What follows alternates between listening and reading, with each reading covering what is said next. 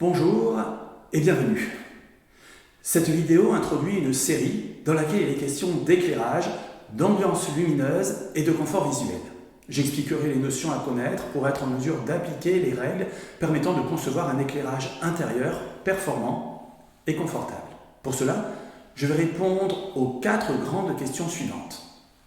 Pourquoi le confort visuel à l'intérieur d'un bâtiment est-il si important? Qu'est-ce que la lumière?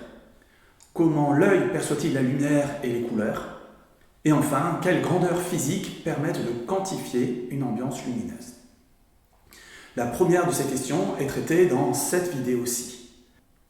Avant d'entrer dans le vif du sujet, voici une question. Regardez bien cette cible, constituée de plusieurs cercles tracés sur un fond bleu. Quelle est la couleur des 7 premiers cercles les plus proches du point bleu central? Ces cercles sont à peu près de la couleur cyan, comme celle-ci, réponse 1. Ils sont proches de la couleur verte, réponse 2, ou ils sont plus proches de la couleur jaune, réponse 3. Mettez votre réponse en commentaire de la vidéo pour que je puisse ensuite la voir. Je donnerai la bonne réponse à la fin de cette vidéo. Bon, je vais maintenant donner de tout premiers éléments relatifs au confort visuel. Alors il faut être conscient que la lumière est avant tout une source de bien-être et de développement. On a besoin de lumière pour effectuer la plupart de nos activités. Et avant la fin du 19e siècle, les éclairages artificiels étaient compliqués à mettre en œuvre et donc peu utilisés.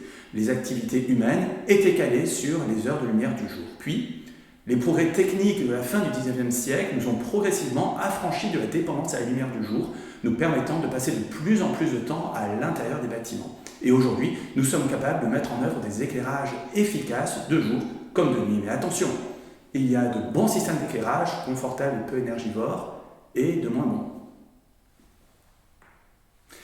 Alors, plusieurs éléments doivent être pris en compte lors de la conception d'un bâtiment.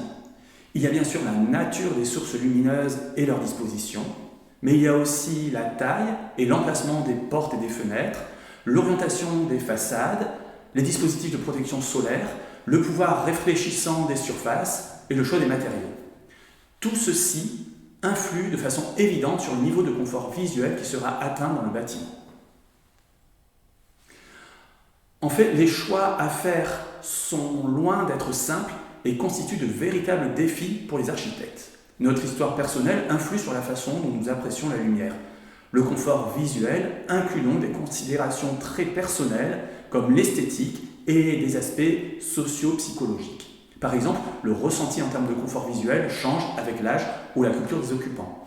De plus, le monde dans lequel nous vivons change et nos habitudes changent avec et nos besoins en éclairage évoluent à toute vitesse. Par exemple, si l'utilisation des livres électroniques se développe, il faudra alors changer la façon d'éclairer les pièces destinées à la lecture. Comme autre exemple de changement, il y a le besoin de réduire notre consommation d'énergie. La lumière naturelle du jour est la source de lumière à laquelle nos yeux sont naturellement adaptés, de sorte que nous la trouvons presque toujours plus confortable et plus agréable qu'un éclairage artificiel. Dans les hôpitaux, la lumière du jour aide à la guérison et réduit aussi les besoins d'antidouleurs. Dans les salles de classe, elle facilite la concentration et donc l'apprentissage des élèves ou des étudiants. Par ces variations, la lumière du jour fournit également des informations sur le temps qui fait ou sur le temps qui passe, ce qui est important pour l'équilibre psychique. La lumière naturelle a un effet direct sur la régulation de diverses fonctions biologiques telles que le sommeil, l'humeur et la vigilance par exemple. Et en plus, les espaces éclairés par la lumière du jour paraissent plus spacieux. L'apport de lumière naturelle doit donc être conséquent, mais les avantages de la lumière du jour ne doivent pas être contrebalancés par des problèmes de surchauffe ou d'éblouissement. Des systèmes actifs pour équilibrer les sources lumineuses durant les cycles journaliers se développent de plus en plus. Certaines exigences deviennent aujourd'hui incontournables, comme offrir suffisamment de points de vue vers les extérieurs des bâtiments, combiner lumière naturelle et artificielle, obtenir une distribution uniforme de la lumière et éviter des contrastes trop élevés et tout éblouissement. Un contraste prononcé ou des changements majeurs dans les niveaux de lumière peuvent causer du stress et de la fatigue, car l'œil humain devra alors s'adapter en permanence aux différents niveaux de lumière. Maintenant, pour aller plus loin, il est nécessaire de comprendre ce qu'est la lumière, comment elle est perçue par l'œil, comment la caractériser et la mesurer.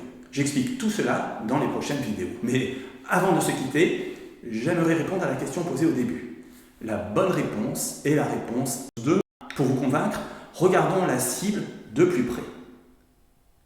Les cercles sont bien de couleur verte et d'un vert très net. En fait, l'œil humain interprète la lumière qu'il reçoit d'un objet en relation avec ce qui l'entoure, qu'il prend comme référence. Il associe une couleur aux objets par comparaison.